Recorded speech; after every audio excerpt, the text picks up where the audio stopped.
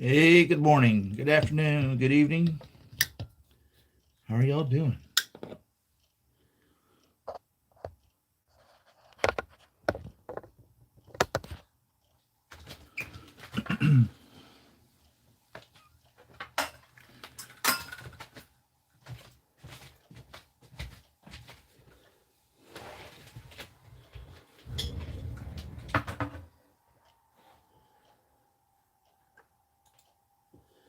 What y'all been up to?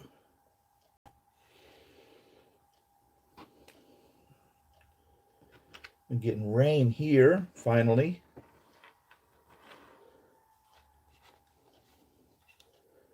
That's the climate of the area. The rain stops in spring and doesn't start again until October, November. Perfect climate for growing grapes to make wine, and that's why they have so many vineyards out here in Northern California, here in the valley.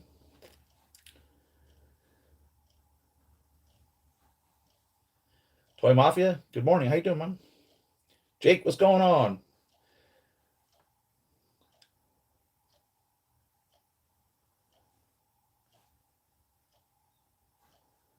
Can't tell if this thing's broadcasting or not.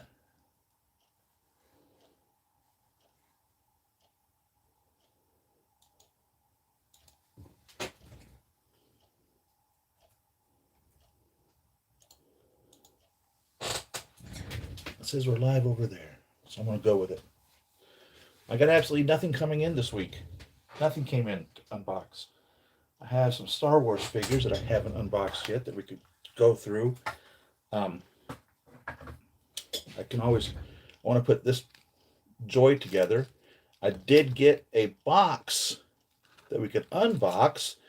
I don't know how interested you guys will be in it though. But I'll go ahead and go through it. There we go. There's the video feed.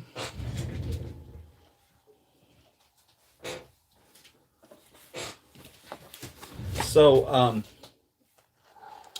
I've been using my cell phone to broadcast all of these shows live, and I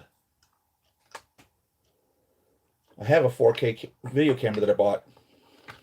I don't even know, 5 years ago when they first came out, that I used to use whenever I was filming and then uploading, editing and uploading. But I've not been able to use it for live streaming. So I'd always wanted to buy a GoPro, and so I decided to go ahead and pick one up. This came to me Wednesday.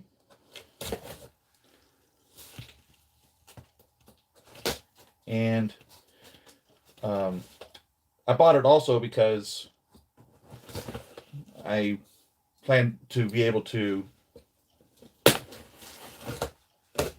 attach it to the Corvette when we get that. I,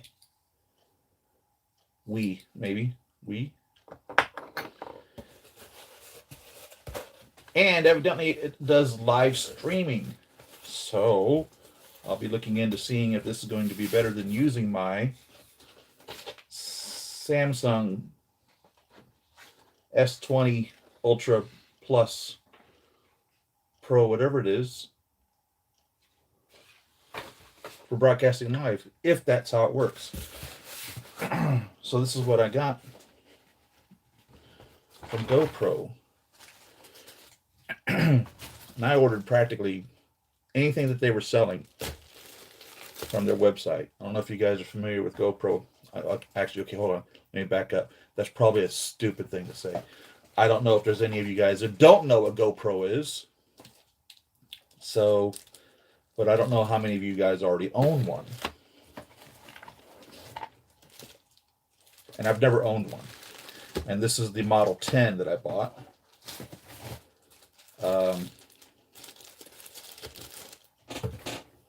With, like I said, practically every accessory that they offered for it.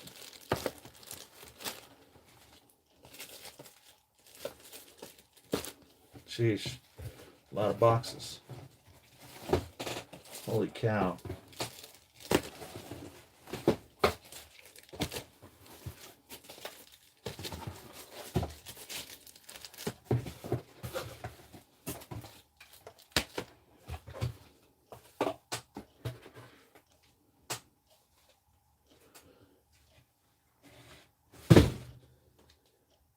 All right. So, Sable Mason, how's it going? Miles Morales has joined us. Welcome, Miles. Welcome, Miles. You're doing a good job up there, Miles. Keep it up. Protecting the city, friendly neighborhood Spidey and all that. Appreciate you doing that, man. Love you, Miles. You're doing a good job. Matt, how you doing? CBS Sci-Fi, how are you? I think we probably have a bigger Spider-Man fan in here than any of us. Miles Morales, that's awesome, man. That is awesome. So I think this is the actual meat of it. And again, I've never owned a GoPro, so I know nothing about it except that it's a camera that you can use for, I think it was slated originally for active lifestyles. You can wear the camera, you can suction cup it to your car. It's waterproof. I don't know if you have to buy an additional accessory to make it waterproof to like 3 atmospheres or something to that effect. I believe it's 3 atmospheres. I don't know. But this is the 10th iteration of this.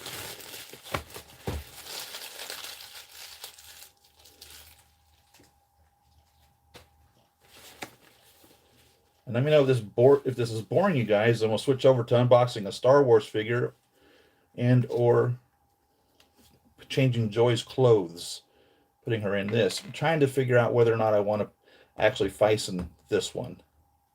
I fastened the other, but I might just change out her top and put her stockings on her legs and keep this body.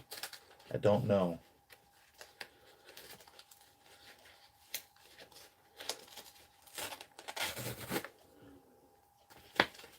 When is the next Spider-Man movie coming out? Isn't it supposed to be coming out in December? Because I've not seen it up at the movie theater as a pre-order. Oh, by the way, okay, movies and whatnot. That's what I've been starting off with lately. So I went to the theater and I watched Red Notice, starring Dwayne Johnson, Ryan Reynolds, and Gal Gadot. And I thoroughly enjoyed the movie. Absolutely enjoyed it. Ryan Reynolds is in fear of being totally typecast as the character that he plays in Deadpool and whatever else. And that might be a good thing for him because he does it really well. Just kind of a smart aleck. And I don't have a problem with that, as long as he doesn't have a problem with that. But so Ryan Reynolds played what Ryan Reynolds plays. Dwayne Johnson, also affectionately remembered as being called The Rock from the wrestling days, does a pretty good job of being the tough guy, the kick-ass guy. He's also comedic as well. So Ryan Reynolds has this form of comedy. Dwayne Johnson has a form of, I don't know if I would necessarily call him a straight up straight man comic, but his in my opinion, his comedy is a little less totally in your face. It's more of an ironic comedy. So they work well together. And Gal Gadot, I only know her from Wonder Woman and loved her performance in Wonder Woman in any of those movies. I don't remember if I had watched all the way through Wonder Woman 84. We'll talk about that in a minute. I don't think I'd had last week watched it all the way. I finished it now. I loved her performance in every time she donned a Wonder Woman outfit or that character. Thought she did great. And she is gorgeous. And if you are a Gal Gadot fan, you're definitely going to want to go see this movie. She is stunning. Absolutely beautiful. Just breathtaking. Absolutely breathtaking. And they do not miss an opportunity for her beauty to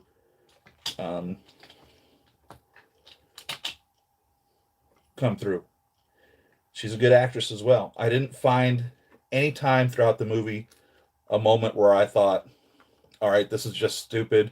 Get on with it. Let's get towards the end of the movie. You're wasting my time, or anything along that line. I didn't feel uncomfortable watching the movie at all throughout the entire time. It's a good mystery. So I truthfully, even from watching the commercials, the trailers, didn't even understand what the movie was really about. I couldn't tell if Ryan Reynolds and Dwayne Johnson were both working for like the FBI or the CIA or MI6 or whatever organization they were supposed to be working for, whether they were partners at the organization, whether they were competing partners in the organization. And it just seemed that the only thing I was able to discern, no matter, was that the two of them were working against Gal Gadot, that she was the bad guy in the movie. And that was my knowledge going into it. And I enjoyed that knowledge because the movie is put together well, in my opinion. I don't remember any moment that I thought was out of sequence, which happens sometimes in movies and television shows where, as they're editing it, they'll put something in a show in the wrong spot. And I don't know if it's because they weren't paying attention or if they just, I have no idea, that the writers didn't put any thought process into what's happening at this point. But I don't think any time was I ever thinking, gosh, okay, that's wrong. The nice thing about today's technology is you can stream it right now on Netflix, I believe, is streaming it. Red Notice. So it just came out last week. It's already streaming on, it's either Netflix or HBO Max, one of them. I don't remember. And it's well worth the watch. If you enjoy the movie experience like I do, go see it in the theater. It really takes advantage of the big screen as well. The action and the filming locations. I know for a fact they filmed it in England, Atlanta, Canada, and I think Italy, I think for a fact, were the ones that were specifically stated as locations, if I remember correctly. But in the movie, they're traveling all over the world. They're totally globetrotting this thing. So they have some amazing imagery as they portray each location that they are now in. Whether they're actually at that location or just in a location that looks like that, or they may have just digitally CGI'd the entire location, because they have that ability now as well. It doesn't matter. It just really takes advantage of the full screen. So if you're a movie file like me and want to sit in the theater and want to take advantage of looking left and right and up and down and enjoying that whole aspect, go for it there. Otherwise, throw your pajamas on, pop your own popcorn, sit on the couch and rent it. You're not going to be disappointed, especially if you're a Ryan Reynolds fan, or if you enjoyed The Rock or Gal Gadot. Either one of those three pulls the movie. Nobody do I feel is holding the other actor back or actress. So I don't think in any moment is one actor or actress stealing the show or holding the others back. So they work and play well together, and it's a great, almost a whodunit mystery. If you've seen, for instance, oh God, what's the movie with Pierce Brosnan and, oh, what's her name, about the art thief? Oh, it has that kind of a feel to it, that whodunit type thing. So it's nice. If you like a whodunit movie, go see it. You're not going to be disappointed whatsoever. Or like I said, watch it at your own leisure at home. I enjoy the movies, and I get it how it works at the movies. I'm all about buying the big box of popcorn, paying $25 for that, and buying the $50 Coke and the $75 hot dog. I don't mind, because that's where the theater's getting their money, and I will so totally support that theater. The theater was probably three-quarters full, and this was on Tuesday, which is normally the discount day. So a lot of people definitely were there to take advantage of that, and which is nice. I'm happy to see people are back in the theaters, which was really suffering during COVID when they totally shut it down. And the theater I like to use is Cinemark, which I think now is switching their name over to Century. And on their website, when you buy their movies, it says,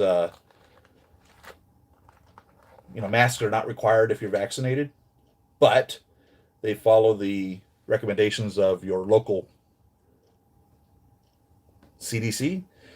So locally where I live, in our county, they are still required indoors. We've gone back and forth over the last year and a half. When I'd gone to the theaters 2 or 3 months ago, the masks were not required if you're vaccinated, and or even if you're eating, obviously. And now they're required where I live, whether you're vaccinated or not, when you're indoors of a public facility. And but if you're eating, of course, you don't have to wear it. Which there's been quite a few YouTube videos of people making jokes about them constantly putting food in their face just so they don't have to wear a mask. And that's funny. It's clever. And so no problems. I put my mask on. I'm vaccinated. I put my mask on. I go in there, order my food, go sit down, take out the mask and eat. Another thing you can do at Cinemark, and I imagine other theaters are probably doing the same thing, is you can order your food beforehand if you want. So when you buy your ticket online, you can order your popcorn, order your Coke, order your hot dog, whatever you want. And they'll set it aside for you on this shelf, and you just pick it up. It's already paid for. Just pick it up, show your receipt. Or you can have them bring it to your seat, and they'll bring it about 10 minutes into the movie. They'll bring your food straight to you, so you don't even have to carry the food with you to your seat if you don't want, which is nice. I mean, that's real nice. So I guess there's some benefit to what's been to the COVID pandemic in regards to getting that, which is nice. I don't remember ever going to a regular theater. Now, of course, I've been to dinner theaters or theaters that will provide, a full-on meal, and you even order at your seat. And they may have a table there in addition to that, and so that's always nice. So it's nice to see a regular, updated theater now, and I say updated because it doesn't have those traditional theater seats. You fold down like an auditorium made of wood with maybe a little bit of soft cushion on it. I mean, these are the nice reclining, heated seats, big, huge cup holder. But it's nice to have them bring it to you if that's what you want. So this is a neat little carry case. It's hard. I'm going to keep this little divider in here. It'd be a nice place to store this. I don't believe I'm going to go through this whole thing because I don't know exactly what all I'm getting involved with in this GoPro. I'm just going to show you everything that I've got with it and move on. Probably dress Joy here and maybe unbox a Star Wars figure. So they have a quick start card, which is nice.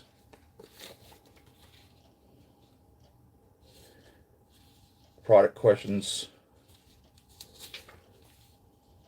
This is all just guarantee and warranty written in, Jesus, 3, 6, 9, 12, 15.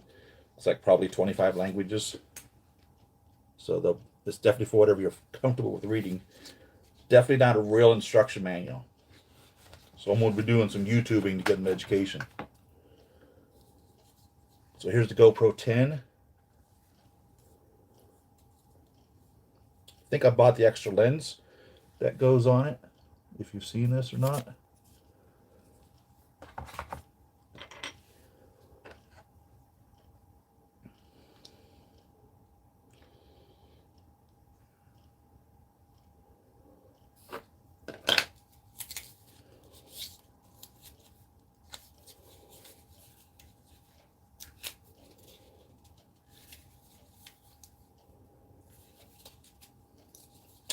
Wonder Woman 84. Let's talk about that. Loved it. I was a little concerned that it was going to go a direction that I was afraid that it was going to go, and I don't think that it necessarily did. I really hated that they killed Steve in the very first movie. I don't know why they felt the need to do that, but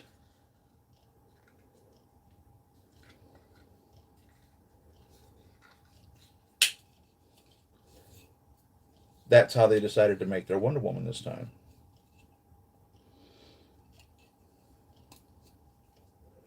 Neat little tripod, different attachment bases, curved slider with a tape if you're going to put it like in a permanent place. This double-sided tape here. I don't know if I'd ever put it in a permanent place like on my car. 2 batteries, USB charging cable,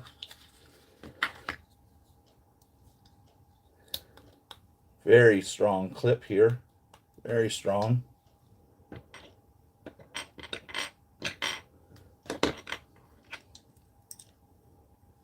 Two screws. So that's the basic kit. This is the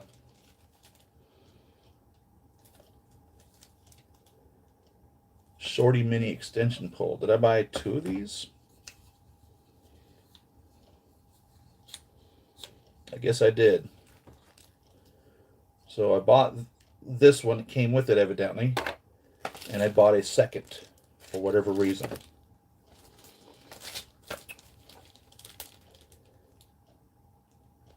And this is the pass-through door. Instead of using the battery, you can just put this into the side.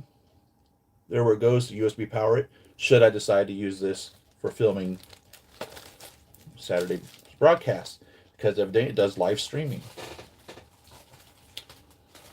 So that was one piece I didn't need.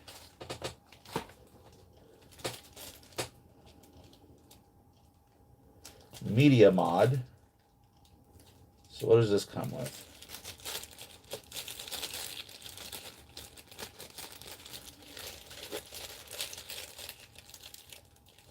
How's it going, Damon Zap? Yeah, I enjoyed Dune. And again, it was another movie that I didn't know anything about going into it. I watched the original Dune decades ago, and I remember very little of it at all. Really, very little of it. I know that it was not necessarily spoke of well by people, but I don't remember it being a bad movie, but I don't remember the movie at all. So, of course, when I went into Dune, I don't know anything about it. One thing I wish that they'd done in Dune more. Actually, 2 things. One thing I wish they'd done is I wish they would have taken advantage more of the full cinematic experience. I didn't find myself doing a lot of left to right looking in the movie to enjoy everything that was there. I don't know if that was limited due to the context of what it was that the film took place, that they didn't have that ability to necessarily attract my attention, to have to look from the left side of the screen to the right side of the screen to take in the immensity of it, which is kind of unfortunate because it was really a huge production. I have a feeling that I was told that they didn't sign on to the second movie when they gave the green light to film the first movie, but the writer, director, producer, or whoever was in charge of it had every intention of making a second movie. So the bad thing about that is when they filmed it, they didn't film anything for the second movie because it wasn't green lighted. And literally they were holding off waiting to see what the theater was going to do, or the tickets, or the returns on streaming, on how well that was going to be as to whether or not they green lighted the second movie. The bad thing about that is they're going to have to recreate all of these scenes to film again was going to cost even more than it would have cost to greenlight it the first time. Second off, it's going to take longer to get to production because we're not even going to greenlight the second one until the receipts come back from the first one, which is going to push it into at least 2024 at this point. And in today's standards, we don't even want to wait an entire year for the next season of a television show, let alone having to wait 3 or 4 years to part 2 of a movie. We're ready to see that movie next year, for real. And that's going to be a real bad thing about it. On the other side of the coin, when they were making Lord of the Rings, what's his name? Peter Jackson was doing Lord of the Rings when he went to the producers and said he wanted to do 2 movies and presented his case for why to do 2 movies. They responded back to him and said, no, we're not going to greenlight 2 movies for Lord of the Rings. It's stupid. It's ridiculous to do this. We're not going to. We're going to greenlight 3 movies. And so that's the right way of doing something along that line. So when he was filming, he was able to film more or less all that context at the same time. And the movies were able to come out closer, which kept the excitement and the hype and everything else. And so it's almost as if they went to the effort to kill Dune before Dune ever even had an opportunity to come to life. And that's unfortunate. The other thing that I wish that they'd done, I wanted more Zendaya. I really didn't think that there was enough of her. Now, maybe there just wasn't any way of writing her into more of the story, but I wanted more of her, and there wasn't enough of her. I don't feel I was confused or lost. I don't feel that they started too far into the story. They gave enough of the backstory and they narrated it, which is not always a good thing. But I do remember everyone saying that with the first movie, there was so much story they tried to squeeze into one movie that it was a disaster. And so in this instance, they squeezed enough of it, and then it ends at a point where it's like, oh, dang it, are you kidding me? It's over? Which I had that same feeling with Lord of the Rings. When the first movie was over, I was like, oh, dang, wait, it's over? But there's already a second one coming, and we knew that. Dune says right on the beginning of it, part 1, we know there's a part 2, but we don't know there's a part 2. Literally. And unless the the movie production house has already greenlighted it, literally, they could kill it at this point, and there will never be a part 2. So that's the bad thing about what they did with Dune. So this is the media mod. It says weather resistant, directional mic, HDMI out port, USB-C port. I watched Squid Games. Totally binged on Squid Games. If you have not seen Squid Games yet, my goodness. I just fell totally for the whole thing. Eight episodes, I think, is how long it is. And I am biting at the bit for season 2. Totally ready for season 2. And it just ended. The show's just over.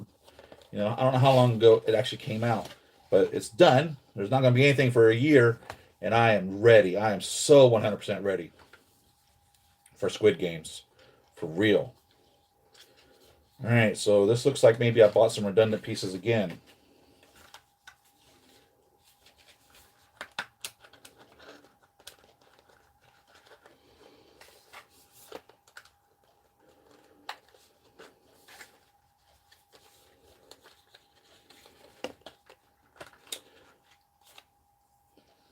Now, Squid Games was filmed in Korea, which you guys pointed out to me last week. And, of course, they're speaking Korean. And it's nice because they dubbed it into English or American. I'm not sure which they actually dubbed it as. But I guess I would say probably American. And they didn't do too bad of a job. The Korean language and American language are so different that the lips obviously don't match up. And there's nothing you can do about that. It's just the root structure of the language is so totally different.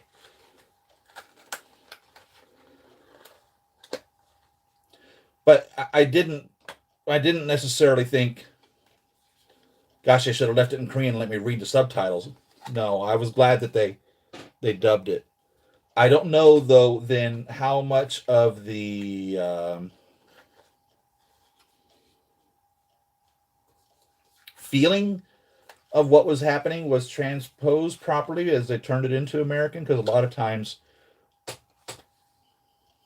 statements, sentences, feelings, opinions, etc., that are spoken in one language don't necessarily translate into another language as the exact same true meaning of what was said.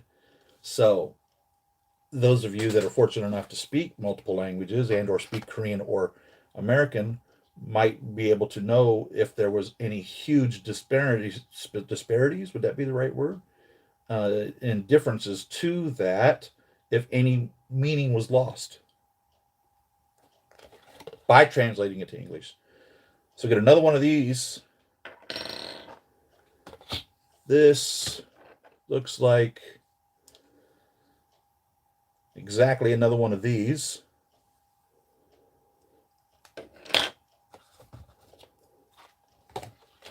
Definitely a protective case with a USB port.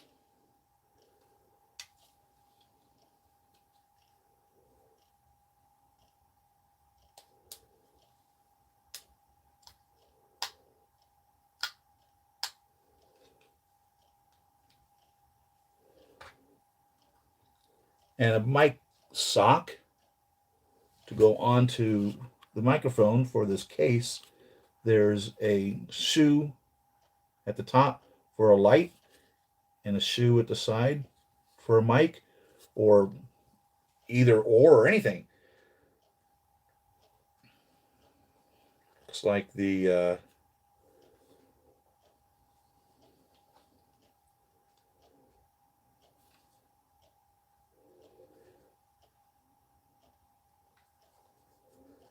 but what a ride Squid Games is. So there's the wind silencing foam mic. Slides on pretty easily.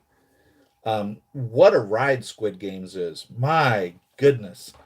As I was telling one friend of mine about the show, I'm like, man, have you seen Squid Games? He's like, no. I'm like, dude, you need to see this. And he goes, what is it? And there's where the problem lies. You want to tell them enough of the show.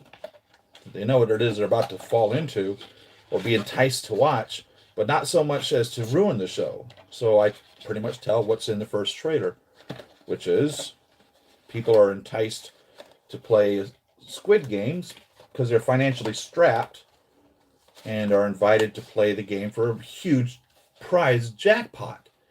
And the very first game they play is red light, green light. You know, red light, green light? And they're like, yeah. And I said, okay, so, when the person who's it in red light, green light is looking at you, she says red light.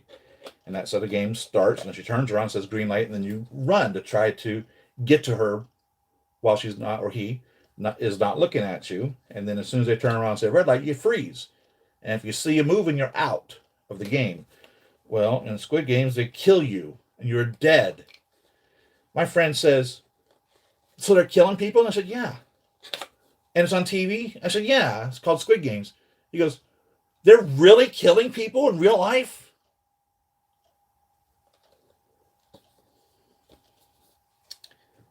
And I had to tell him, no, it's not real life. It's just a television show. They're not really killing people in real life. He goes, man, I was going to say, I didn't know how bad things have gotten if they were actually killing people in real life. He goes, wow, that's crazy. And I said, it is crazy. You should watch it. So if you haven't seen Squid Games, go check it out. They tell you at the beginning of the movie or series that they have to play 6 games, and if they win all 6 games, then they get a huge jackpot, which will get them out of their financial troubles. And oh my goodness, what an emotional ride! What an emotional ride! What an absolute emotional ride! Totally just fell 100% into it. 100% fell into it.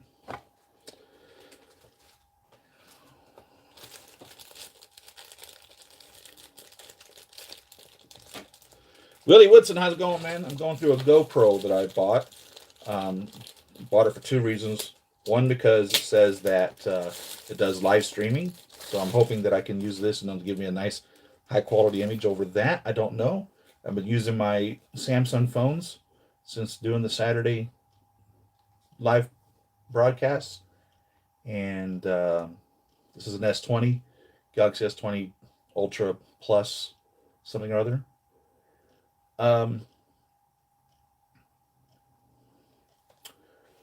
So this is the monitor that you attach to it. So while I would be filming facing the camera, I could see what's broadcasting on it. Which is nice.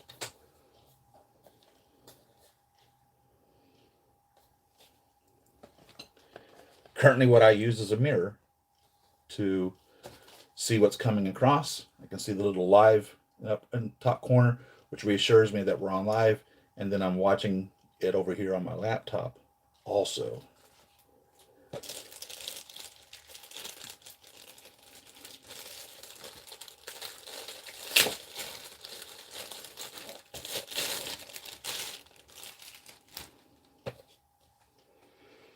Max Lens mod. So this gives a 155-degree view, field of view digital lens. So you add that to the front of the GoPro. So the other reason that I bought it is because I have every intention of owning a Corvette in the next handful of months. And I'm just waiting for them to contact me to ask for my 10% down. I think it's 10% payment on it to actually build the Corvette. So I've already given them the $1,000 allocation deposit, which puts you on the list to be able to order a Corvette. Which again, all this was news to me. I've never bought a Corvette, brand new Corvette, before. I've bought many brand new cars, but I've never bought a brand new Corvette, and it's a whole different process than buying any other new car. And go onto an allocation list, which the dealer is given an allocation as to how many Corvettes they're going to be allowed to order from General Motors based off of how many Corvettes they sell. If the dealership does not sell a lot of Corvettes, they're not going to be allocated many Corvettes. So when I contacted my acquaintance at the local Chevrolet dealership, told him I wanted to buy a Corvette, he says, great, come on down, we'll get you on the list. I said, all right, how long is it going to take? And he says, well, probably 18 months. I said, what do you mean 18 months?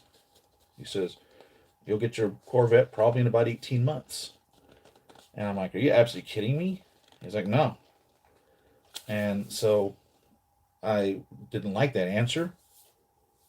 So I remembered that there's a Corvette dealership in New Jersey called Kerbeck that's been touted as the largest Corvette dealership in regards to volume in the world.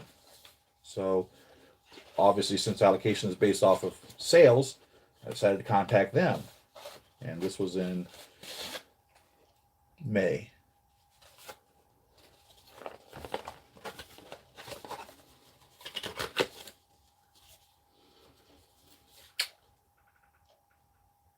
All right, so this is an adventure kit designed to go over your head.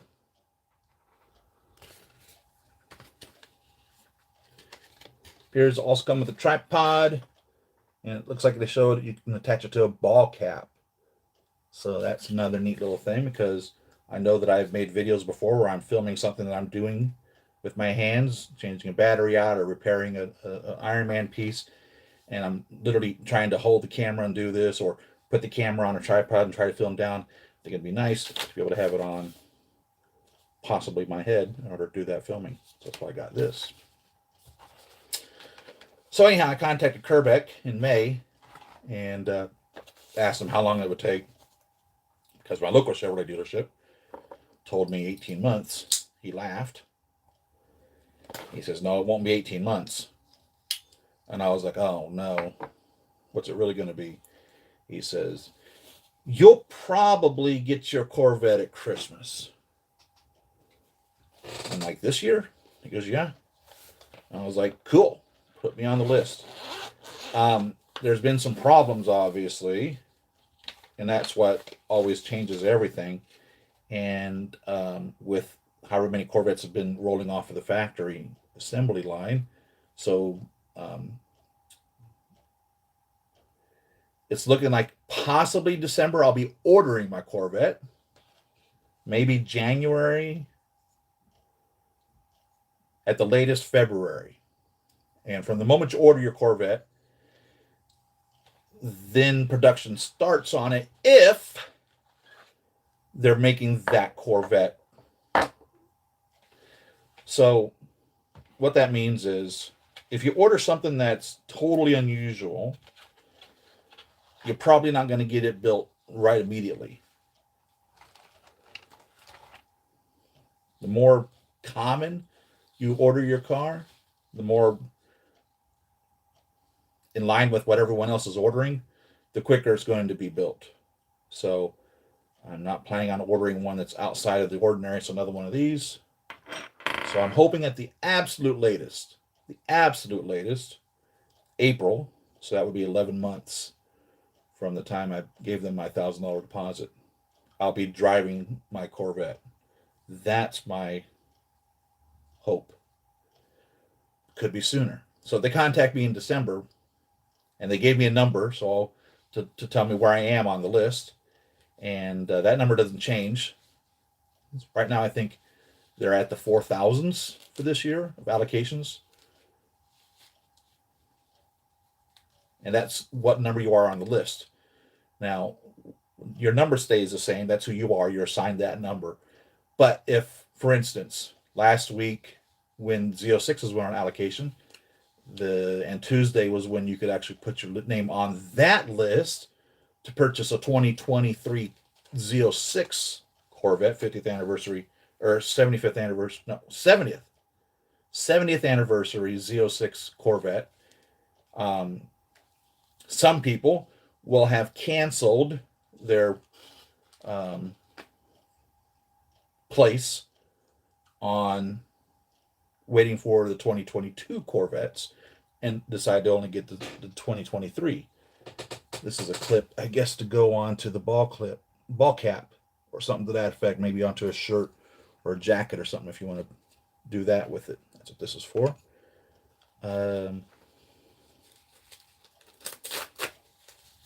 Sort of Velcro attachment here.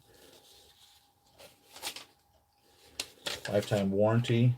No instructions on any of this, so I'll be watching YouTube videos to learn how to operate this thing.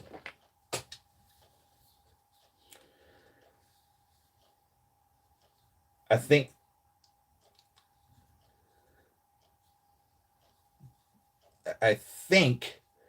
this is a floating tripod, or I mean a handle.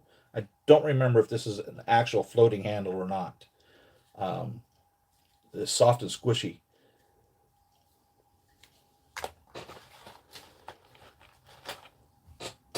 And this is the entire apparatus that goes over your head. So that was the other reason for getting the GoPro, is I'll be taking a museum delivery. I'll be picking it up at the Corvette Museum, National Corvette Museum in Bowling Green, Kentucky, because that's always an option. And they'll make you a little plaque, put it in the car, and they'll say, especially made for, etc., etc. And so instead of it rolling off of the assembly line and then going to New Jersey to be delivered, or even getting off the assembly line and being drop shipped to a dealership here in California to be delivered, I will choose to go to Kentucky and pick it up right there. So if I understand correctly, the factory's on one side of the street and the museum's literally across the street from it, or next door to it or something. Used to be, they would let you take a tour of the factory, and I think they even had the ability for you to assemble a piece of your car. I don't know exactly how involved that was, whether it was just like you got to tighten down a lug nut on the wheel or something. I don't know. I don't know how involved or detailed that option was. It's not an option anymore. You don't get a tour of the plant. The plant tour has been shut off for a handful of years, not because of COVID. They were shut off about 3 years ago or so. So plant tours had nothing to do with COVID. Now that might be the reason they're still tied down on it now, but they're not doing plant tours like they used to when you're buying a Corvette. It used to be pretty much walk your Corvette off of the assembly line if you wanted to do that, and that's not an option anymore. So at the earliest, December they'll be contacting me to place my order, and February I would be taking delivery. Now, so the reason that I might move up is because there are going to be people that will not want to take a delivery of their Corvette in February, because normally that's one of the worst months for the weather, and Corvette is not necessarily a wet, snowy weather vehicle. And if you order, for instance, the performance package, Z51 package on it, it comes with summer tires only. They do sell the Corvette with all-season tires, but if you buy the Z51, it does not come with all-season tires. It comes with the summer tires, run-flat summer tires only, which are not designed for rain or snow at all. At one point, I was planning on getting the Z51 performance package, but the other side of the coin of it is that I really have no intention of ever taking it to a track. I don't have any intention of racing the car in a circuit. So I don't know whether or not I want to pay the additional, don't remember whether it's $4,000 or $6,000 to get the Z51 performance package. Specifically because the Z06 is now available. And the Z06 performance package is better than the Z51 performance package. And I don't know how rough the Z51 performance package is going to make the ride. All right. So my Mercedes rides like air. It's like as if I'm just floating on the road when I drive that. And I really enjoy driving my Mercedes for that reason. My Camaro is a performance vehicle. It's a muscle car. And you feel the road. I mean, you really feel the road. If it's a rough road, it will beat you up riding on it. And I don't know how smooth versus rough the Corvette is. You know, you can pick up a Corvette for about $63,000 now, I think is the base price. And you can buy one for that. Brand spanking new. It's not an unattainable vehicle anymore. My Camaro was $38,000. And my Mercedes was $72,000. My handicap modified Chrysler van was $77,000. So you can get a Corvette for less than my regular vehicles that I own. After I've optioned it, it ends up being somewhere between $80,000 and $95,000. I've built many of these, keep playing with it all the time. So it's still going to be my most expensive vehicle I've ever owned, but it's not necessarily a six-figure vehicle. You can pick one up brand new for $60,000. Brand new, and it's yours. Never owned by anyone else. So they're an attainable vehicle for the most part, for most people who are buying the top end of regular cars. Now, it's nowhere close to like a Porsche or a Lamborghini or a Ferrari in regards to those prices, but you're getting a performance vehicle now that's in that classification, and you can pick it up for $60,000. So I don't know whether I'm going to be getting the Z51 performance package or not. I don't know where I sit on that. I'm going with probably the most popular color right now is a red mist metallic. It's kind of a burgundy or maroon color.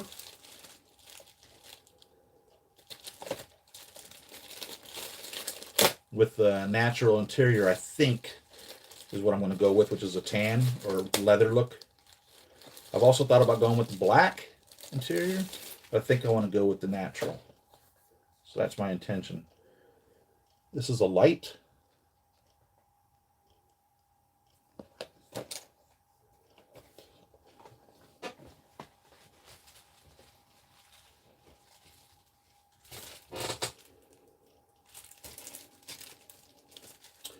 This is a clippy. I hate to use the word tripod because it's not a tripod. But I'll use that for lack of a better word. It's a clippy tripod.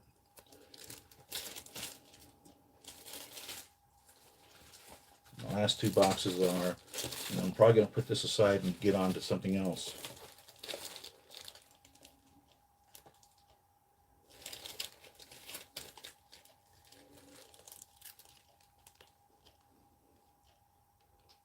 Another light. So I've got the magnetic swivel clip light, and this is just the light. This was on like an alligator clip light. And then this is the light that you would attach to the camera on one of the shoes. And the last package is the suction cup for attaching it to the side of the vehicle or top of the vehicle or something on that line. And it's designed to stay on there for driving it. And I intend to get a lot of footage driving my new Corvette and or even my Camaro. So this is the Gopro. And I'll be watching a lot of videos, possibly using this next week is my intent currently. For filming our shows. See if it will live stream better than uploading directly to YouTube. I don't know exactly how the live streaming works. We'll have to figure that out. See if it's feasible or what it is that I want to do.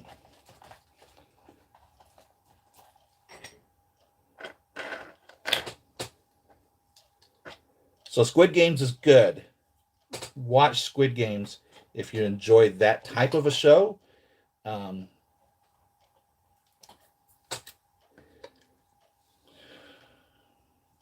I don't know how much to say about it.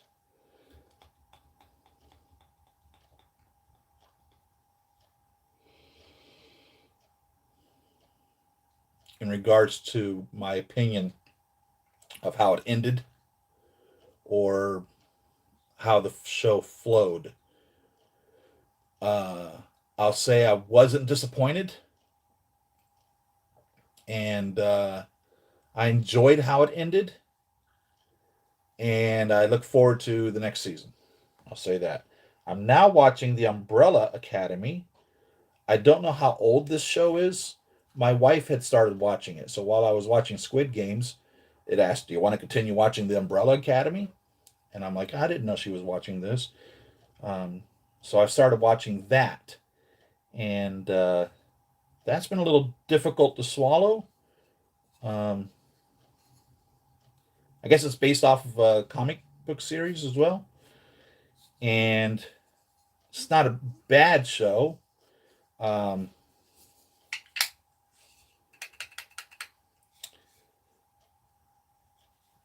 But they're not giving me enough information, which can cause someone to lose interest in a show.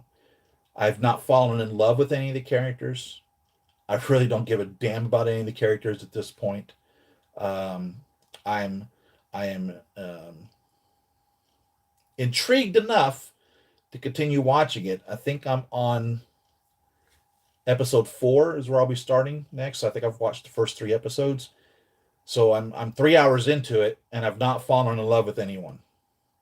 There's, I would say, 8 characters in the show that that you could identify with, and at this point, I've not identified with a single one of them. I don't care whether or not they die or live or anything. I'm not cheering for a single one of them at this point, which is a problem. 3 hours invested, three episodes into the show. By golly, I better be identifying with one of these people. There should be a clear leader. There should be a full-on, this is who the story is about person in it, and there's not. And that's a problem. And that's going to cause people to not want to continue watching it because they're just not going to give a damn about the show. They're just not invested in it. You know, you want to be able to entice someone to want to tune in to the next episode. so that you can see how your person's doing, the one that you care about. Squid Games does a great job with that. I couldn't stop watching Squid Games.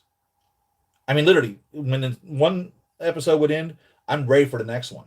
I sat there and watched them all over a 2 day period. Banging, banging, banging, banging, banging, bang. Went to sleep, watched the rest of them, blah, blah, blah, blah, blah, and was like, wow, let's get with season 2.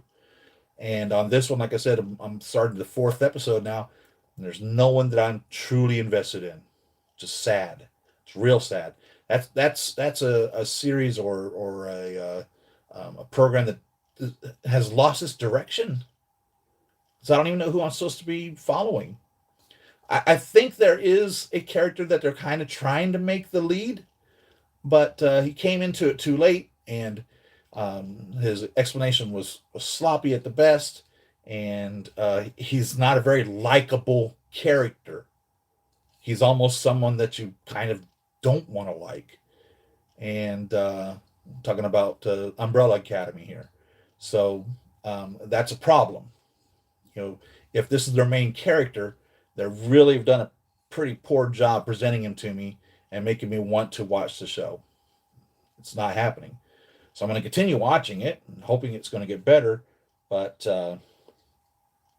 that might be a reason why my wife only watched 5.5 episodes of it, and that's where she was at on it. So that's why I asked if I wanted to continue watching it. And so I was like, wow, I didn't even know she'd even watch this. So she may have become so frustrated with it that she wasn't going to watch any more of it. And if that's the case, that's sad. It's a crying shame. You know, there's a way of telling a story. You know, you want to grasp your audience. You want them to fall in love with your protagonist of the show, and you want to put this protagonist through absolute hell, possibly even killing them, only to revive them and cheer for them to come out of their difficulty that they had encountered in their story. And it's a big circle. So at the end of this of your story, you should end with an absolute high, with them either winning or being put in a position where they can continue on. But you have to feel compassion for them, and then you have to be able to cheer for them as they rise up from the ashes. And if you're not following this simple guise of how to tell a story, then you're not telling a story. You're wasting my time. And a lot of times, that's what happens.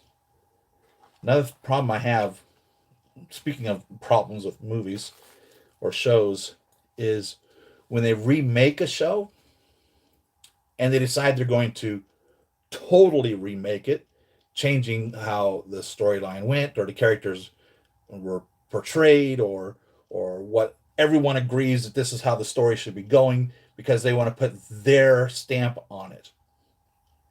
My opinion on that is, if you want to put your stamp on something, then leave that alone and write your own damn story.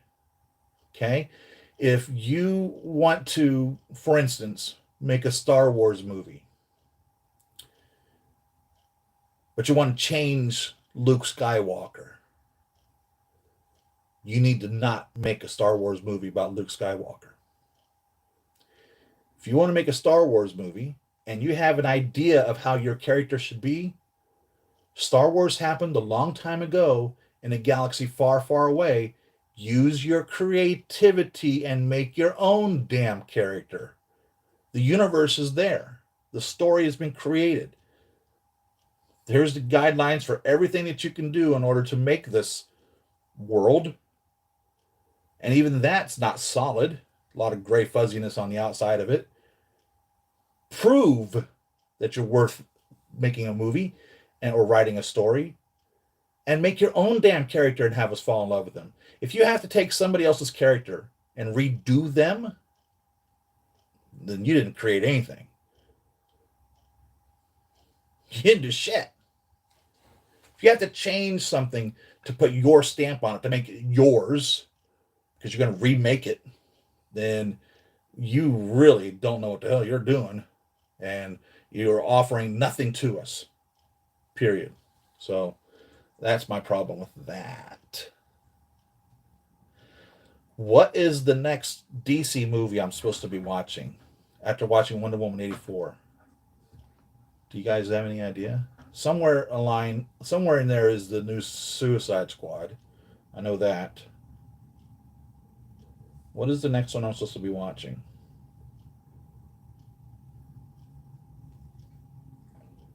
DC Extended Universe movies in order. Oh, a 1/4 scale Batman was announced this week. Wow, that looks great. Evidently, it's supposed to represent all the Nolan trilogy, and I don't understand why Nolan's not in the DC Extended Universe. I thought he did a good Batman. Maybe it was, and I think he was producing some of these shows, these DC Extended Universe movies. So I don't know why they wrote his Batman out of it and went with Ben Affleck. Now, Ben Affleck definitely plays an older Batman, and I enjoyed Ben Affleck's portrayal of Batman. And now I guess he's done because now they're having the guy from Twilight is going to be playing Batman. I guess now in the new retelling of Batman again, and but I noticed that has come up. Oh, another one of the Black Order was announced by Toys Battalion, one of Thanos' kids.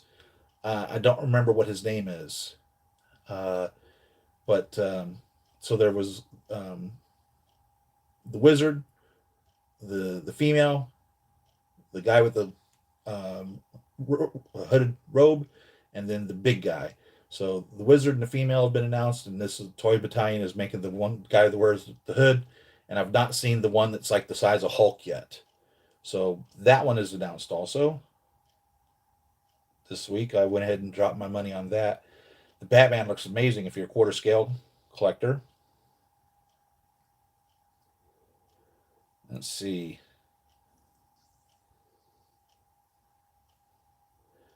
I don't want to watch these movies. For some reason, they want to. They do the same thing with the Marvel Cinematic Universe, where they show you not only the release date version, but they show the chronological order. And they all want to start with Captain America and then move right over to Captain Marvel. And I have a problem with that. And it's because there's scenes in these movies that even though it took place in World War II or took place in the 80s, they are also taking place in today. So even though there are elements of these movies that take place in the past, I still think they should be watched in release date order because that's how you would have seen it. There's a reason why Wonder Woman 84 wasn't released before Batman versus Superman or Superman Man of Steel. There was a reason why Captain America was not released before Iron Man. There was a reason why Captain Marvel was not released before Iron Man. So that's personally my reason for watching them, how they come out, is because that's how you would have experienced it yourself if you were watching it every time it came out in the theaters. Don't try to watch it in chronological order as to what year it was that this movie takes place, because there's scenes in the movie that are dealing with what's going on right now. So I just despise the chronological ordering of these movies. So let's see. The release date version is Man of Steel, Batman vs Superman, Suicide Squad 2016, Wonder Woman, Justice League, Aquaman, Shazam, Birds of Prey, Wonder Woman 84. So now I'm supposed to watch Zack Snyder's Justice League 2021. It says non-canon. So I think, I don't know, that it's a director's cut, or is it totally a different movie? The Zack Snyder's Justice League. And then the Suicide Squad. I'm not looking forward to the Suicide Squad. Really not. I have not been impressed with anything that has had any of that element. The first Suicide Squad, Birds of Prey. I mean, none of that has been impressive for me. And I'm really, really on edge moving forward to the Suicide Squad 2021. I hope that they finally get it straight. And um, Shazam was great. Wonder Woman 84 was great. Aquaman was pretty good. Um, the other movies I've had a problem with, every one of them. But Shazam and Wonder Woman 84 were great. So I'm going to hope then that Zack Snyder's Justice League is good. And that's what I'll be watching, is I'm going to try to find that movie. And then the Suicide Squad. And then evidently the next ones that are coming out are Black Adam, The Flash, Aquaman 2, and Shazam 2. So out of those, obviously, I'm looking forward to Shazam 2. Um, and I guess I'm looking forward to Aquaman 2 also, I would have to say. And I hope that they don't disappoint. That's my hope. So on this, I don't believe... I'm trying to figure out whether or not I want to Faison her. Let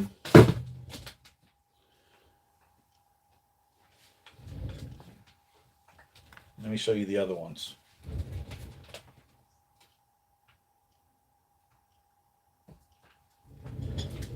So I Faisoned this Joy, and I believe it made her a little beefier than what I really want her to be. Okay?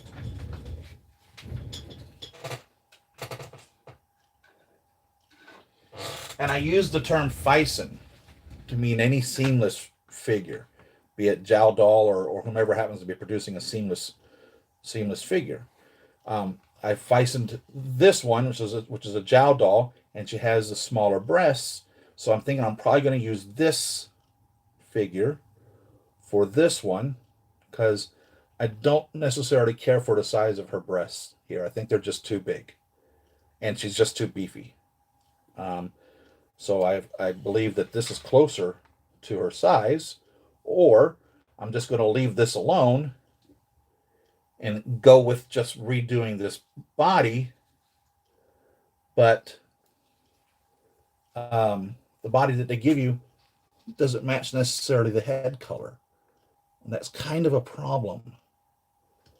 But we're putting her in a turtleneck, so we're not going to see anything up around her head, so it's going to hide more or less the discoloration or the non-matching color of her neck. But the rest of her body is also going to be covered.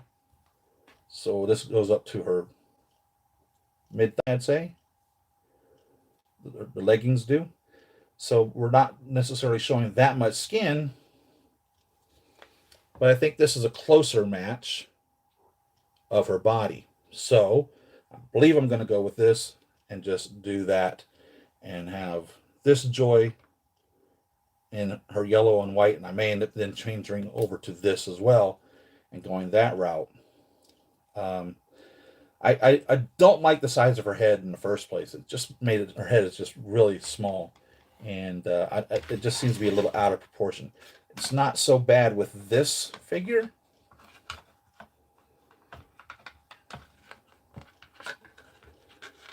Which is the advertised Joy in the movie. The billboard Joy is who this is. Everything you want to hear, everything you want to see, Joy. So the head looks a lot better proportioned with this body than this body. So she's just too beefy, and this I think is better. This is a Jal Doll, if I remember correctly. Check my notes. JOQ05BYS. JOQ05BYS. And I would love to find that same body with seamless foot. Truthfully. That's what I would really like to find for this. So let's get a JOQ05BS. Let's start putting this Joy together in her black turtleneck and stockings. It's Faison Joy.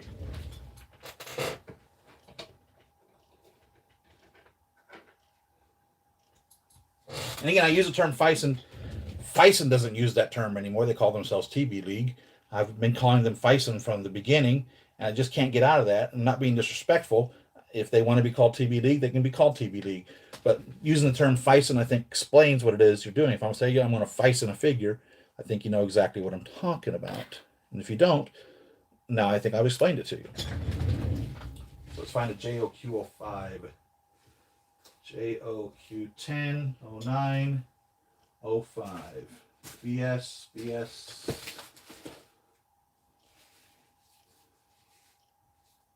9F. 10C. 10E. Where is my 05YF?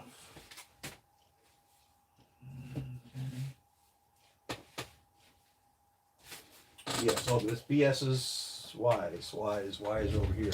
WY. JOQ05 BYS. There we go. Asian shape, detachable foot, natural skin, small bust is the.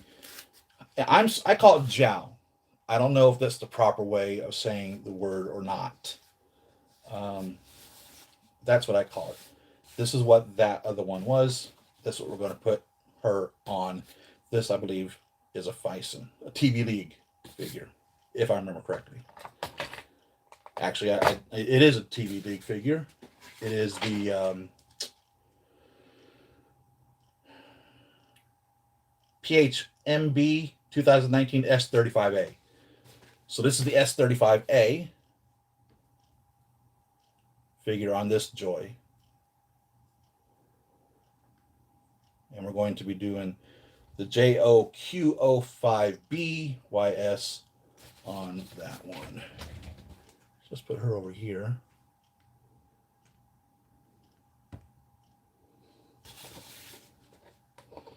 Let's get this open.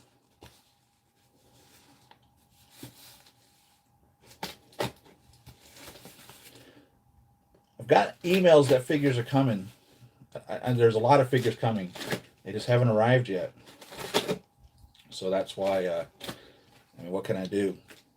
Still waiting on my rescue figure from Sideshow. I've joked with you guys in the past that I'm the last person on the planet to get a figure from Sideshow that pre-ordered it on the day it was announced. And they just keep proving me right. They've yet to prove me wrong. This one I think came from, oh gosh. I don't remember if I ordered this from 1/6 Kit or Big Bad Toy Store or 1/6 Outfitters or Toys Giant or Ultra Ego or who it was I got this from. But I've had her now maybe a month. And nothing from Sideshow. The official distributor of Hot Toys figures in the Americas. Ordered them at the same time, same day. I don't know what to tell you.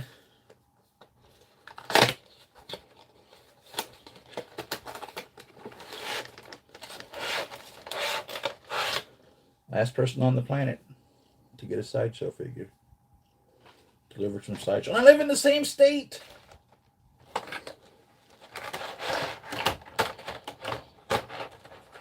They're in Southern California, and I'm in Northern California, but, I mean, come on.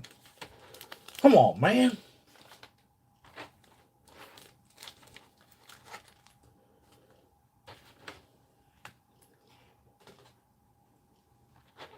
Come on, man.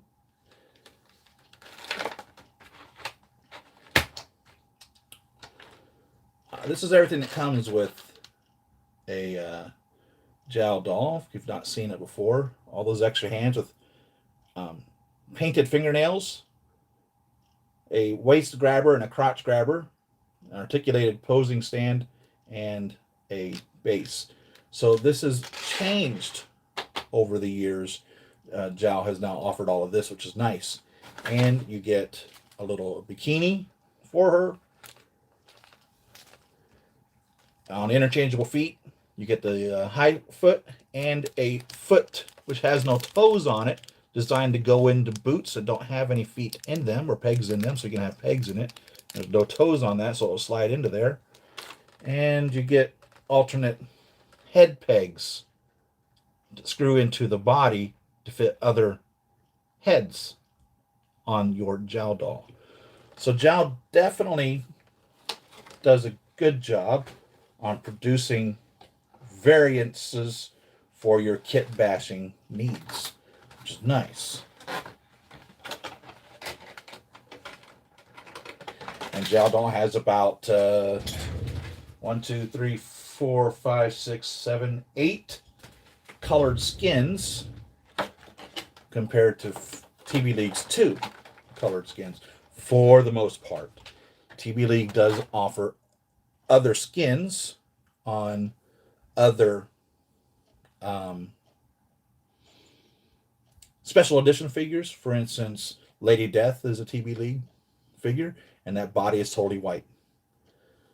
So if you need a totally white figure, you would track you down a Lady Death body to go that route.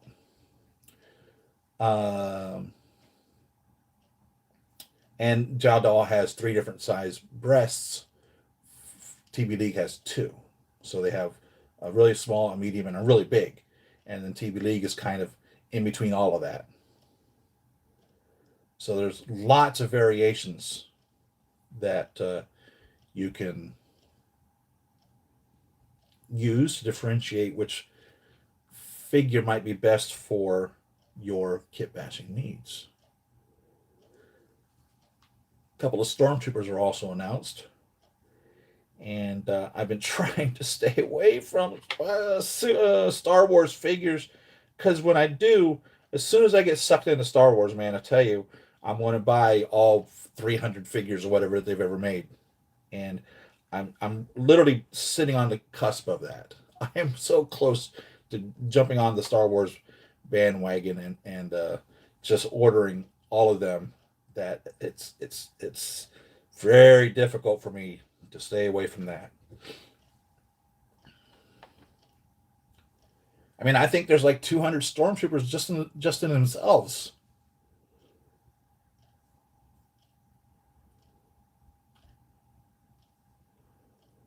What I'm looking for on this shirt is I'm looking to see if they had cut it, shaped it for her breasts on either side. I'm trying to see if there's a front or a back.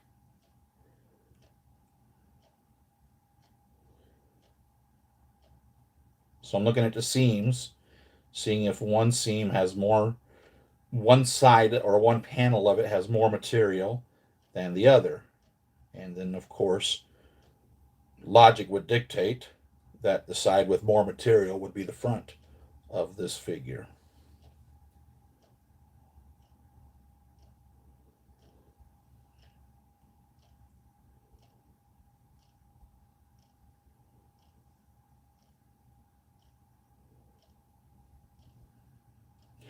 Oh, TB League announced some vampire killer figures. Those look really nice. I don't know if they are tied to a franchise or if they're just nice looking TB League figures. They look nice. Beautiful diorama base for it. That's definite. Heck, I thought about buying them just for that diorama base. And I believe I see a front. I believe I'm looking at one side that has more material than the other. So I'm going to put it on with this belief going on here. But yeah, the diorama for these vampire killers, vampire hunters figures made by TB League look amazing. Look absolutely amazing. You get, I think, a blonde-haired one or a brunette-haired one, if I remember correctly.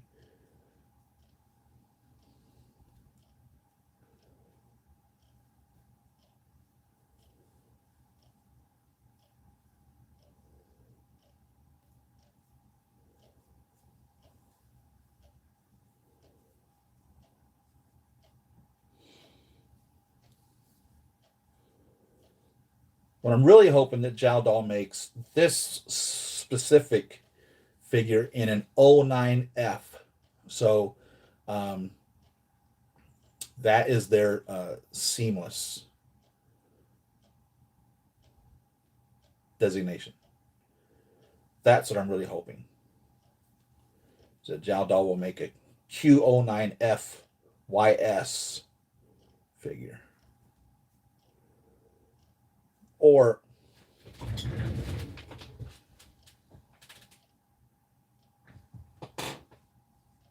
me look at this. Make sure. European shape, non-detachable foot, wheat skin, big bust. Well, not necessarily an 09F. They need to make an F. They need to make an 05F is what they need to make. 09 is a European shape, and I really want this Asian shape. So I'd like to see a JOQ05F YS. So if you see a JOQ05F, as in Frank, YS, as in Sam, figure, let me know. That's what I really want.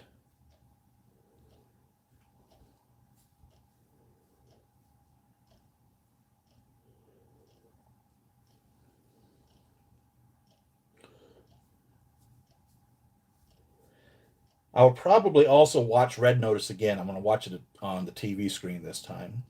I've seen it at the theater, enjoyed it. Because it is a whodunit show, I now want to watch it with that knowledge of whodunit and try to track it down and see how true to whodunit they kept it. You know what I mean? What's the name of that movie, that art heist movie? What's the name of that movie? Any of y'all know? What is her, and what's that actress's name? It was Pierce Brosnan, played an art collector, and she played an insurance agent.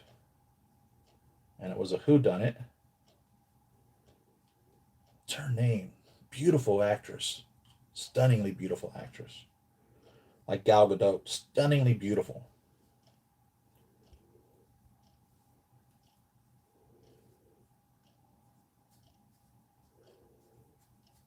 So what I'm trying to do here is I'm trying to get these seams moved around on the figure. So I'm just twisting or pulling them just slightly to get them to spin right where I want them at on this. If I remember correctly, she wears her sleeves all the way onto her wrists. I don't remember exactly. I think that's what I remember. So I'm going to keep the sleeve portion down to the peg at least with that intention of doing that.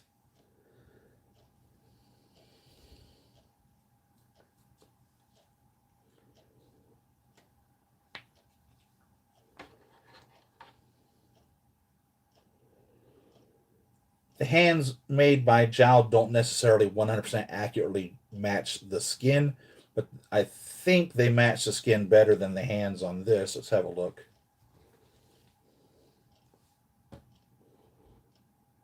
And I would say they do, totally. So I'll be using the Jowl doll hands.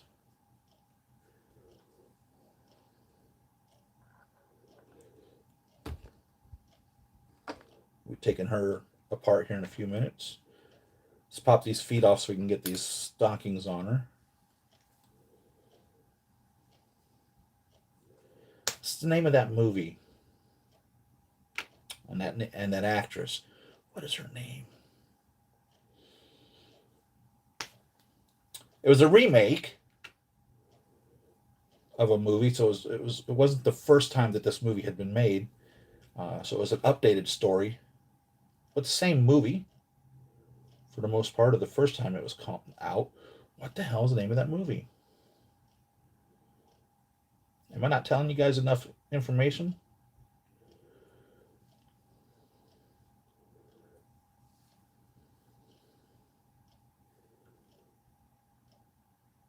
To be able to know which one I'm talking about. As soon as I remember the actress's name, I'll relay that to you as well. Just can't remember her name right now.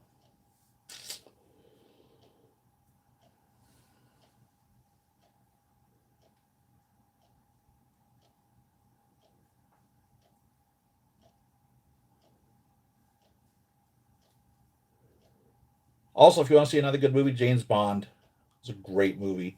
So if you're someone who only goes on occasion to the theaters and you want to go see a good movie, the good movies in the theaters, James Bond, totally. Um,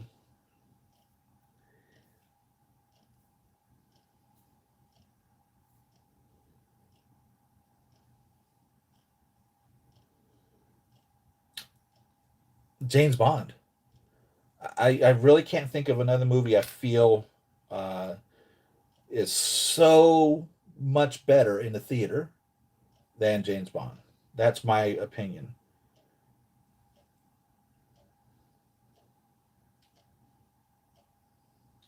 It was just done really well.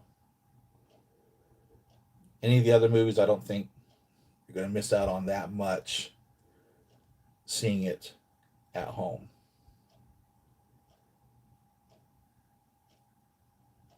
I'm trying to remember. One of the movies I saw recently really took advantage of the sound, the surround sound. What movie was that? Eternals. Eternals. Go see Eternals in the theater. If you want to see a good movie, go see Eternals or go see James Bond. Eternals was a great movie. I'd forgotten about that movie. It's funny. That's another movie that I went into it not knowing anything about the characters. I mean, zero about the characters. And it's totally a standalone movie in regards to you don't have to have watched any other Marvel movie in order to see Eternals and understand what's going on. It totally explained everything. And they even asked them, why weren't you here since you've been on this planet for 7,000 years? And this is revealed in the trailer, so I'm not telling you anything you don't already know if you've ever seen any of the trailers. And they say because we were ordered not to involve in human things happening on the earth unless they directly involve the deviants, and that's what we were ordered to do by the people that sent us here. So it's a really good movie. Really good movie. Go see Eternals in the theater and go see James Bond in the theater. If you want a theater experience movie that you're not going to be disappointed seeing in a theater, James Bond and or Eternals. So if you're only going to see one movie, pick one of those and you're not going to be disappointed at all. In my opinion. I don't think you're going to sit there and say, "Well, that was a waste of $100." And I'm only joking. When I go to the movies, I would say it probably cost me $40. And that's the truth. Talking about gas, theater ticket, and popcorn and Coke and everything, $40 for me. So that's the entertainment price that I pay to go to the theaters. And I have no problem paying that because I want that theater there. I want to be able to still go to the theaters. I don't want to watch everything on my TV or my computer screen. I want the experience. I want the huge screen and the feeling of being with the audience and and feeding off of their energy and the surround sound and everything. I want that and will happily pay a theater their over inflated prices on their concessions for that. Same thing like going to a sporting event. When you go there, the beers are $10 for a glass of beer, $50 for a slice of pizza, or whatever. That's because that's where they're making their money. They're not making their money off of the ticket that they sold you for $9 if you buy the nosebleed ticket. They didn't make any money off of that. Now they make money off of the premium seats. If you're getting courtside seats at a Lakers game, boy, you're paying through the nose. So they're making their money there, but that's what you're getting. You're getting to sit right there next to the players. You know? And I'm not a big sports fan. I would go to a sporting event. I would enjoy a sporting event, but I don't follow sports. I couldn't even tell you. I couldn't tell you the name of all the football teams. I couldn't tell you the name of all the basketball teams. I certainly couldn't tell you the name of all the soccer or hockey teams, um, let alone the players on these teams. I know the big names, obviously, LeBron James. Um, oh, that movie King Richard looks really good. I'm looking forward to that. The story of the Williams sisters, probably probably the greatest tennis players of all time, I'd have to say. So Will Smith plays their father, who is slated as being the reason that they are such amazing tennis players. The sisters, the Williams sisters. So it's a story of him raising them, King Richard. That's coming soon. And I'm looking forward to the next Spider-Man movie. I think it's coming out in December, right?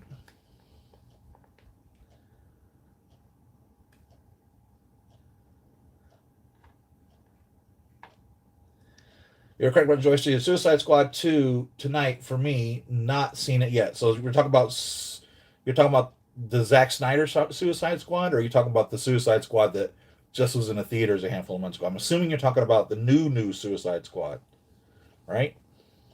No, wait. Zack Snyder's with Justice League. So you're talking about the new Suicide Squad. So I've got to watch Zack Snyder's Justice League first, then Suicide Squad, right? That's my progression, right?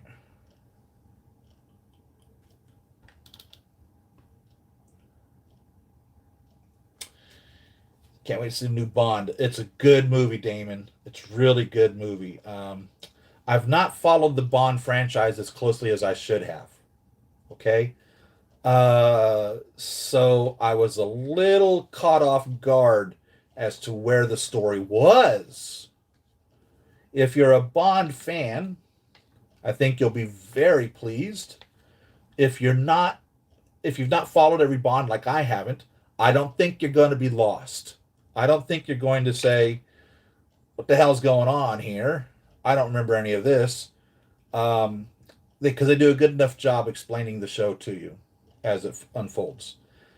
I didn't feel like I was being given a political message while watching the movie, which was a big fear that everyone was talking about with this new Bond. Um, I didn't get that feeling. I didn't feel uncomfortable watching it. Daniel Craig was still James Bond.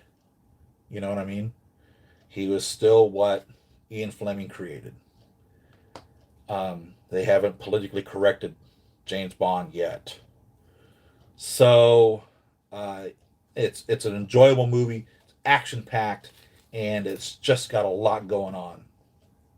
That's a nice long white shirt here. This would be a nice little just a dress, a mini dress for your figures. If you're making extras for your stories, it's a nice dress for that, or a shirt.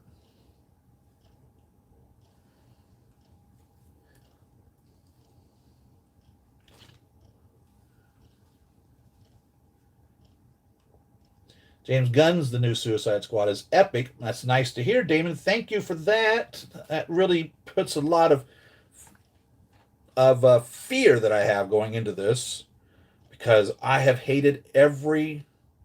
Gosh dang it! They've just done such a piss poor job, literally, with the Suicide Squad characters. I mean, Will Smith and the actor who played Flag, and I don't remember his name. I'm sorry. Carried the first Suicide Squad, and Birds of Prey, because Will Smith was not on it, was just an absolute disaster. Birds of Prey was probably the worst DC movie of this extended universe, in my opinion. Hated Birds of Prey. Hated it up and down the street all day long. Terrible, terrible, terrible, terrible trash junk movie. Absolutely pathetic. And there was no need for it to be that way. They could have gone so many directions on this, and they just went the absolute worst way that they could have gone. Birds of Prey is a waste. Absolute waste. Crying shame. So, this new Suicide Squad that I'll be watching after Zack Snyder's Justice League, it's nice to hear a good positive review about that. they left so many questions with Batman on the Suicide Squad, and they did it. Oh my God, they just did Joker so wrong. It's not even funny. I mean, Jared Leto didn't even have a real opportunity to bring this character to life. And I don't know anything about Jared Leto, but there's so much potential with the Joker, and they ruined every opportunity that they had to do anything with Joker in those movies. And then when Birds of Prey came out, they totally just threw Joker right under the bus. You know, when Hardy says that she was the brains behind Joker and everything. And now I don't know if that's from her twisted mind that she was making that comment, or if they were literally trying to say that Joker was unable to do anything without Hardy telling him, which goes against the whole process because she met Joker in jail. So she was directing Joker before he was arrested and detained by Batman. So I don't know if she's just delusional and felt like that, or if they were trying to make a point that the women were the ones that ruled the world, and Joker's not even capable of being a supervillain, and she really was the supervillain. And you know, if they just left her as her being a supervillainess, that would have been great. But for her to try to take Joker's thunder, come on. And like I said, they never gave Jared Leto they never made a proper Joker with that whole process anyhow. You know? Maybe they just felt that they didn't need to tell the Joker story again. That bullshit. They have a new Joker. Jared Leto was portraying Joker. He should have been given a Joker story. And then they've moved on to Joaquin Phoenix, right? I guess, which isn't part of the extended universe. So I don't know if Jared Leto's going to be playing Joker with the new Batman, who's the guy from Twilight. I don't remember his name. Or if Jared Leto's Joker's done. And that's wrong. That's wrong. That's just totally wrong. Joker's a huge character. You know, it's huge.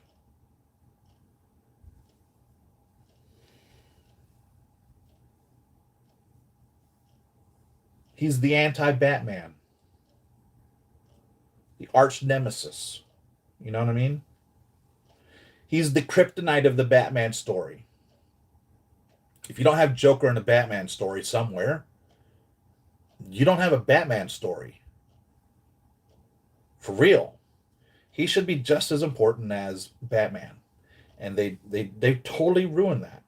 And I don't know if it's because of their political correctness that happened, or what the process was. I have a feeling that's probably what it was. And that's just a crying shame. Absolute crying shame. I don't believe Jared Leto was given an opportunity to be a good Joker. And then they just totally just threw him under the bus in Birds of Prey.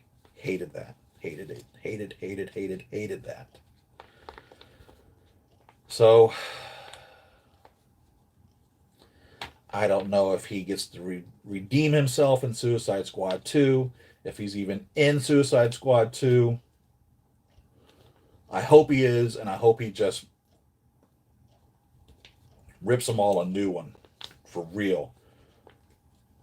I mean, Joker's your classic supervillain. He really is.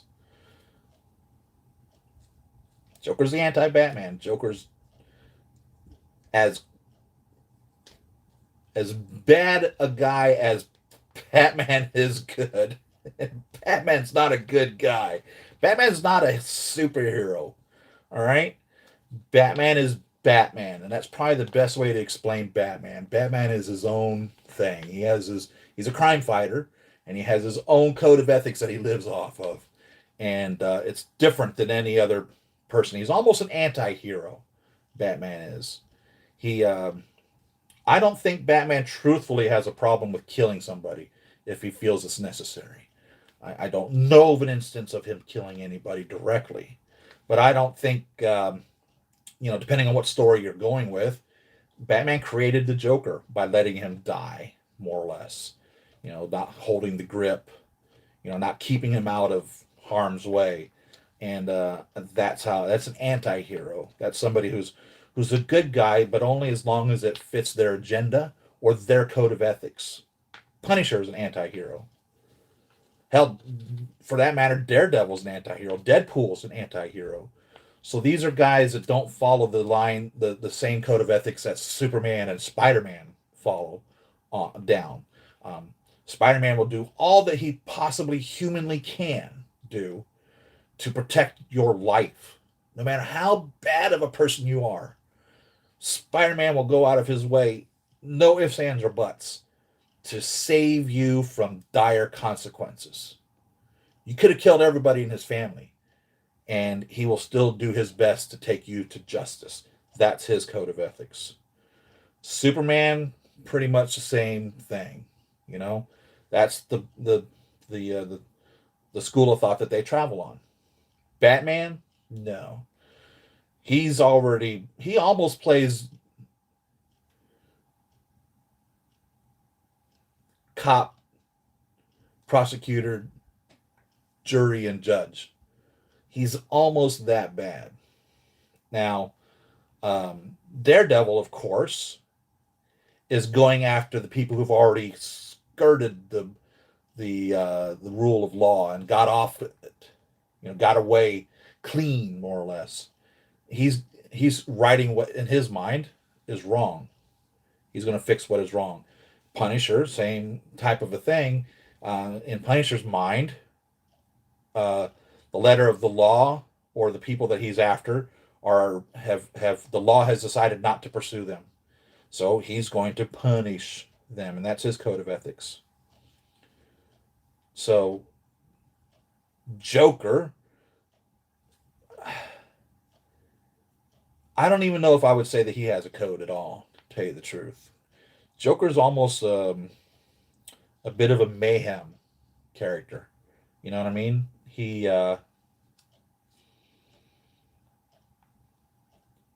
I don't know what his motivation really is in regards to why he does what he does, but there are very Joker things that Joker will do. You know what I mean?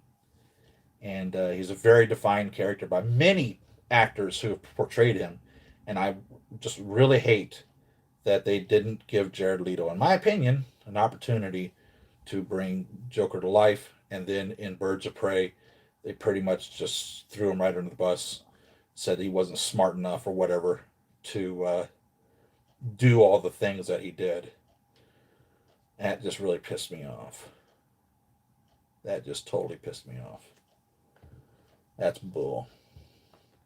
You know, and like I said, I don't know if it's supposed to be Harley in her mind because she's crazy herself.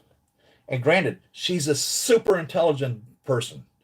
You know, she didn't have to get her position off of the shoulders of Joker. I mean, she was a doctor in the first place, way before she ever met Joker. You know, she's capable of standing on her own 2 feet without having to bash a man to get to where she is. And that's my problem with when they start doing these stories. If they have to put this person in a position of authority by bashing another to get there, that person, no matter who the person is or story, is just a piece of junk. If the only way that they got into power is by bashing another, they had no business being in power. Now, I'm not talking about somebody that became a crime lord by killing the other crime lord and overtaking his position in that way. I mean literally someone who has to belittle a person and make them their stepping stone or their shoulders that they have to stand on in order to get to where they are. That's a terrible person. And that's not anybody that, in my opinion, should be a star of any show. And they almost did that with Harley Quinn in Birds of Prey. They almost made her someone that was only capable of being where she was because she stood on Joker's shoulders. And then she dismissed him as if he was too stupid to figure it out on his own. And that's just the wrong thing to do. Totally the wrong thing to do. Totally. I mean, she could have been just as badass herself and gone that way. Because she is. The character that they created was just an insane badass, with a fractured mind. She lost her normal thought processes of doing things. And But when they threw Jared Leto under the bus, that just really just bothered me totally. Poor Jared Leto never had a chance in the first place to be anything other than just a nobody, unfortunately. It's a crying shame. Gosh, she's looking great. This is looking really nice. We'll put the pistol in her hand, so let's find a trigger finger. Stands on her own well.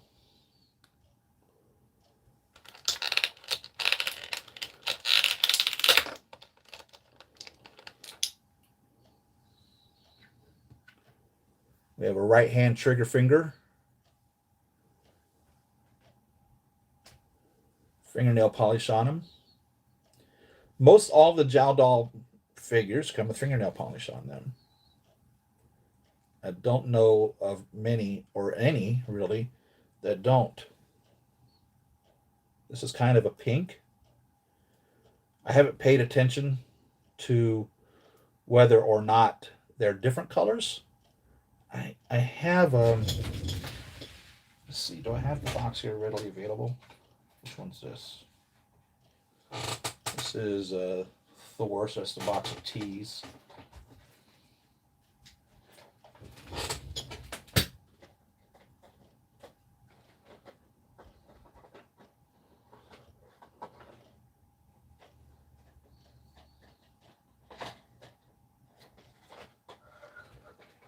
This is the S's. I need to just get this whole room and everything just organized. I don't have the Jowl Dolls readily available to see if there's other colored fingernails. Do you guys know whether they do different colored fingernails?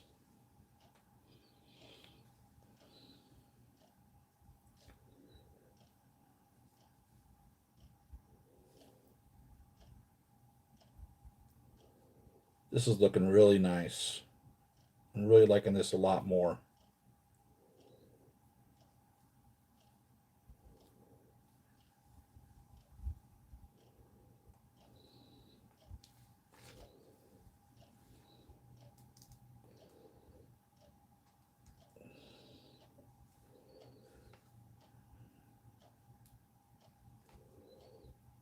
I may have to widen this hand. This is weird. Putting the Jowl Doll hand on the Jowl Doll peg. Having a hard time. I'll try one more time. If it doesn't go on now, I'm going to have to widen this hole.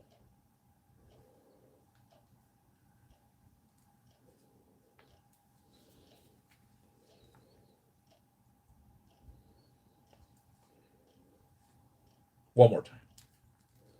I didn't get a good push on that.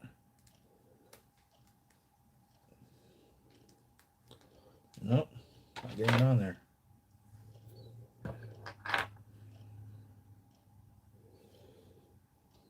Try this ballpoint pen. See if I can get this wrist a little bit wider.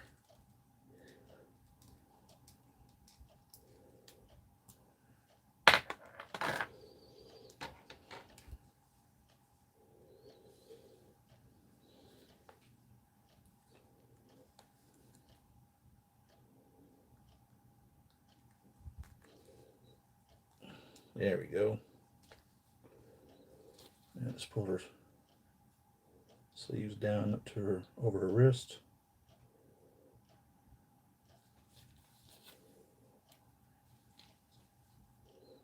A lot of material on the end of this sleeve here.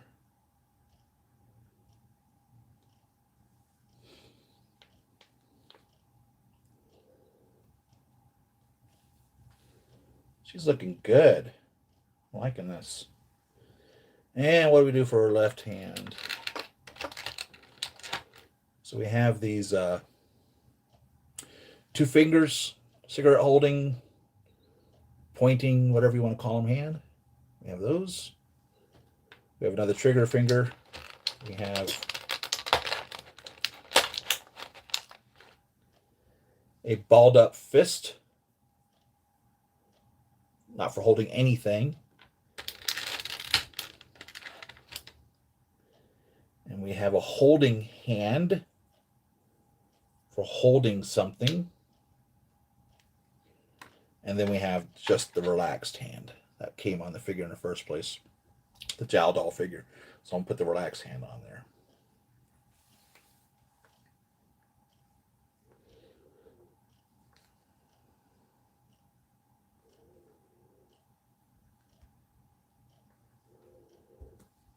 Just as much difficulty. Stretch this out also. So I just took this ballpoint pen and just opened it up. So instead of it being retracted,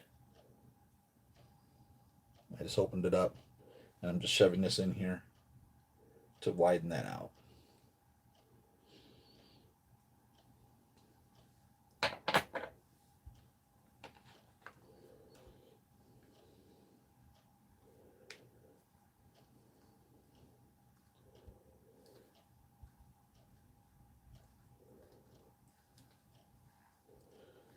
And what's bad about this is this little metal ball joint here is just a little short thing, and it's into a little clasp at the arm is. So this just wiggles left and right and left and right and left and right. So if this isn't big enough, it doesn't pop on. The thing wants to wiggle around, and then you're no longer pushing onto it, you're pushing against it. There we go. So all I had to do was just stretch out just a little bit, and we didn't damage it, didn't have to put it in hot water, didn't have to soak it, which could affect the paint. All I did is just, it will actually seal up on itself. Where I stretched it out. Didn't do any permanent damage, didn't carve it out with a knife, just stretched it out.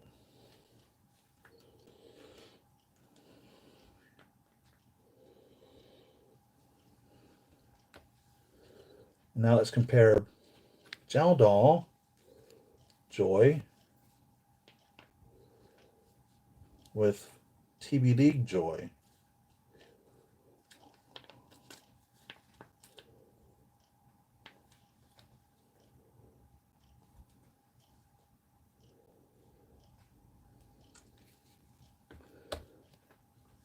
Legs are very long. We can shorten her legs by pulling her skirt down.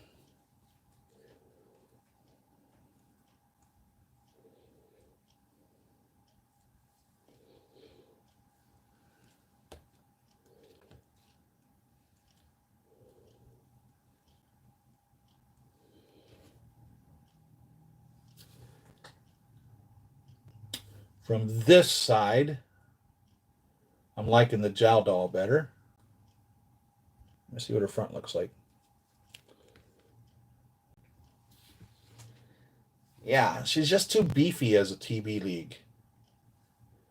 She's just too beefy. So I'm very pleased using the Jowl doll as my Joy from Blade Runner 2049. I guess this weekend Black Lotus drops if you're a Blade Runner fan. So I think it's a Japanese animated Blade Runner storyline. It's going to be on Adult Swim. So I don't know if that means I'll be getting it on HBO Max or Hulu, because Adult Swim is on HBO Max and Hulu, which I have both of. Or if not, I don't pay for cable TV, so I don't have Adult Swim on TV. I just have the internet, and then I pay for the streaming services. So Adult Swim is on HBO Max and Netflix on Hulu, but I don't know if they broadcast the brand newest live stuff on there or if it's old stuff that they broadcast on there. So I don't know which that is. So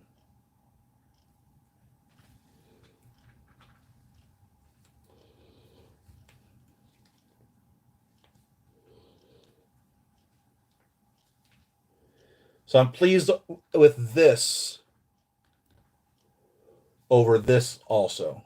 I just feel her breasts are too big here and the skin color is wrong.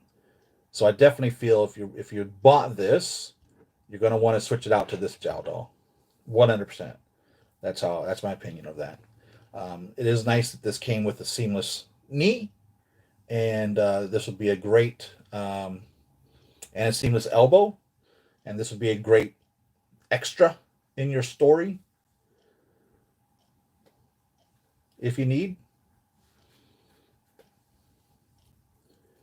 So it's not a wasted figure in that regards either, in my opinion.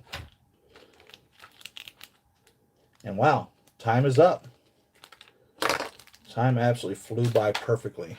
I enjoyed you guys today. Thank you very much for spending your time with me, your Saturday with me. I really enjoyed talking with you all. I love every one of you. I really do. And I'll be here next week, of course. By the way, Wednesday was Veterans Day. Veterans Day was originally created in remembrance of World War One, which was the war to end all wars. And what we were supposed to do on Remembrance Day was at 11 o'clock, you were supposed to pause and reflect on the memory of those that perished in World War One. So if you still remembered to do that on November 11th at 11 o'clock, and if you paused in your actions for a minute, um, good job. Thank you very much. And if you didn't know that you were supposed to do that, or if you knew it and just forgot it, take a minute out to do that. Just take a moment of your time. Just reflect on anyone in whatever country you happen to be living in who has served your country in any capacity, because they have more or less given their life to be used in defense or in the freedom of your country. So just take a minute of your time to sit and think and pause and thank those people. And those of you who are veterans, thank you for your sacrifice and your service. And Thanksgiving is in 2 weeks. So we'll have Black Friday is in 2 weeks. So we'll be seeing what's going to be on sale at the sideshow and whatnot in 2 weeks. So we'll go from there. Let's see what other notes we got going on here. Marvel's Elemental is hot garbage. Wow. Marvel's Eternals is hot garbage. Wow. I thought it was a great movie, Damon. Agreed. The first Suicide Squad film is garbage. Yeah. James Gunn is a master of storytelling and visual effects. What's James Gunn? He did Guardians of the Galaxy, both of those. He's doing the third one. Did he do Suicide Squad? Is that what we got going on there? So the new Suicide Squad is James Gunn's movie. I enjoyed Guardians of the Galaxy 1 and 2. And James Gunn's brother did the acting for Rocket. He's also the guy in the Gilmore Girls who had every single job. And it was so funny. My wife and I were watching Gilmore Girls, which was a great show. I really enjoyed watching that. Here we were. We're like, I don't remember what season we're in, third or fourth season. I looked over at her and I'm like, what's going to be funny is if they make this guy, I think his name's Sean Gunn, right? I said, if they make this guy like a millionaire, because he has played every single job in the show. If they needed a menial job, he was the one that did it.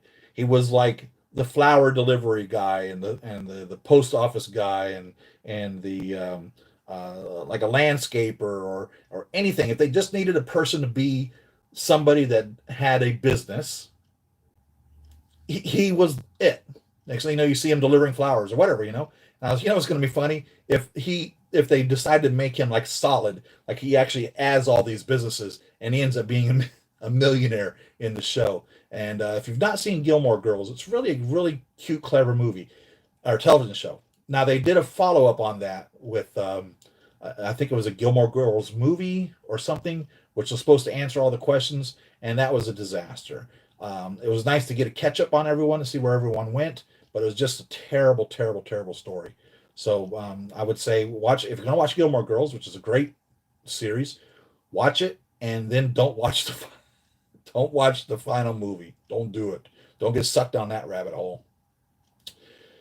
We need a director's cut of the first Suicide Squad and not what the editing team did to the process of the film.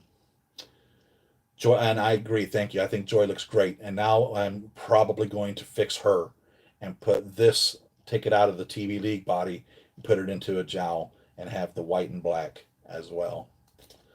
Because this looks so damn good. It really does.